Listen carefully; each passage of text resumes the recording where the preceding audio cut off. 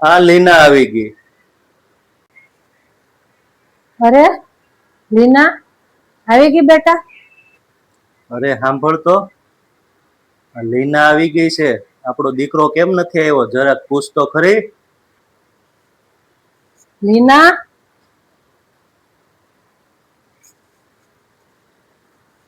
એ લીના બેટા લીના તું તો આવી ગઈ, મારો દીકરો ન આવ્યો?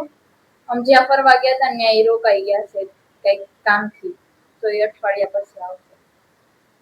ઠીક, કાંઈ વાંધો નહીં બેટા, તું આરામ કરો.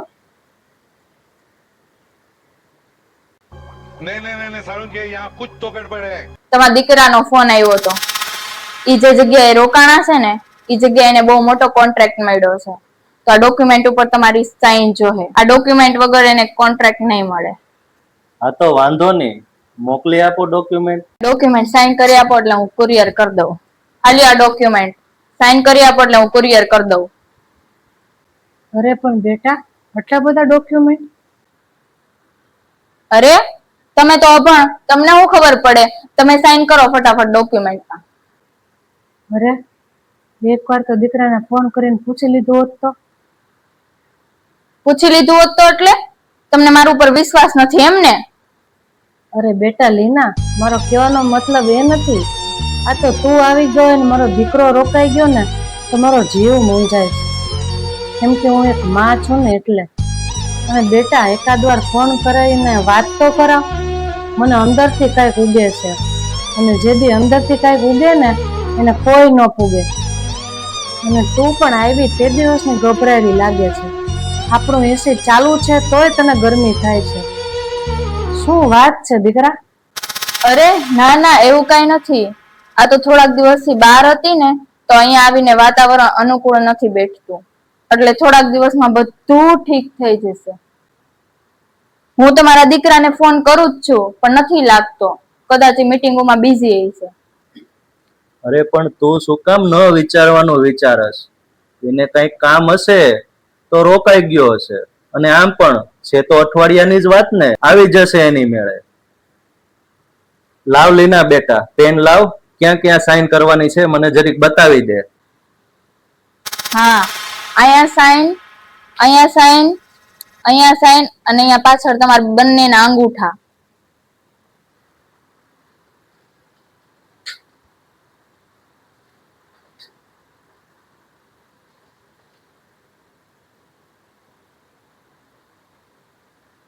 ચાલો, થઈ ગઈ છે.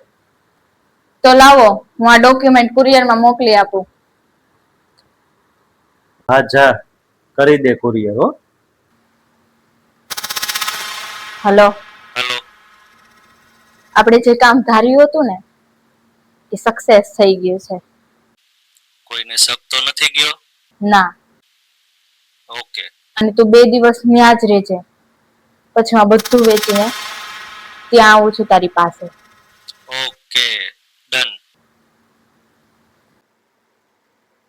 હોય સાંભળો છો? હવે તો અઠવાડિયા ઉપર થઈ ગયું. હવે તો આપણો દીકરો ઘરે આવી જ જવો જોઈએ. આપણા દીકરાને નક્કી કંઈક ખોટું થયું, નકર મારો જીવ આમ ન મૂંઝાયો.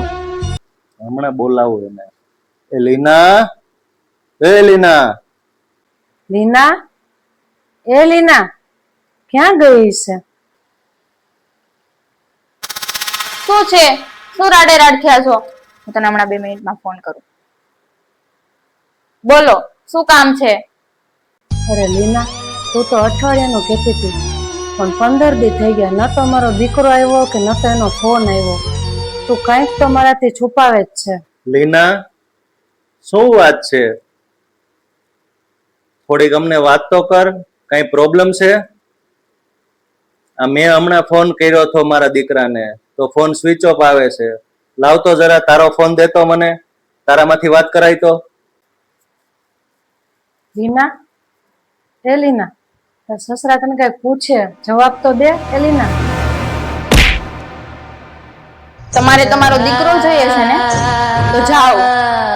ધક્કો મારીને ફેંકી દીધો છે તમારા દીકરાને મેં. અરે મારી નાખ્યો છે મેં એને. જોઈએ છે ને તમારે તમારો દીકરો? તો જાઓ મરો બે. અરે પાપી, આ હું બોલસ તું? જો મેં કીધું તું ને, હાસું પડ્યું ને. હું બોલી આ, હું કર્યું આપણા છોકરાએ રે. અરે આ શું કામ કર્યું તે? હું કમી હતી અમારા પ્રેમમાં? મારા દીકરાએ કઈ ઘટવા દીધું તું તે એની સાથે આવું કર્યું? કંટાળી ગઈ હતી હું એનાથી, નતો ગમતો મને ઈ, એટલે મેં એની સાથે કાવતરું ઘડીને તમારા દીકરાનું કામ તમામ કરી નાખ્યું. એ નાલાયક, આ તે હું કર્યું? હમણાં જ આગળ પોલીસને ફોન કરો. ઉભી રે તું.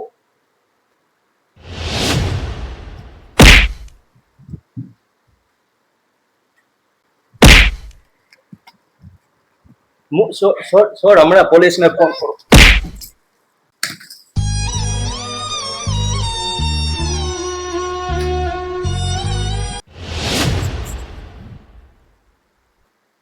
અરે બુટ્ટા, તું હું પોલીસને ફોન કરવાનો?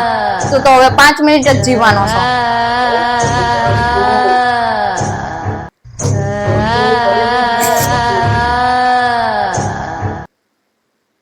મને એમ હતું હું શાંતિથી મારું કામ પતાવી લઉં, પણ તમે તમારા લખણના લીધે તમારા છોકરા પાસે જાઓ.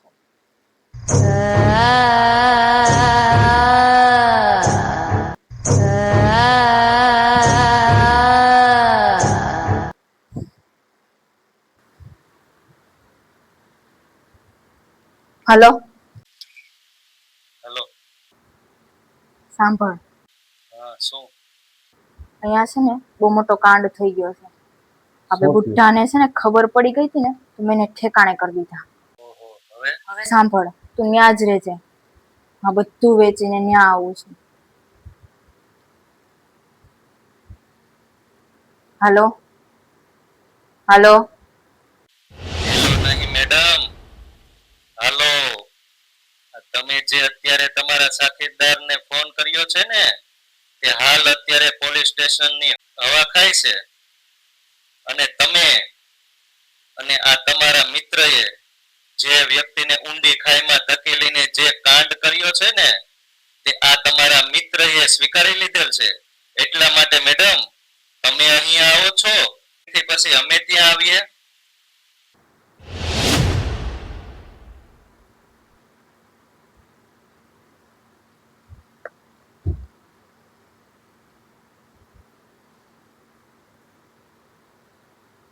થઈ ગયું.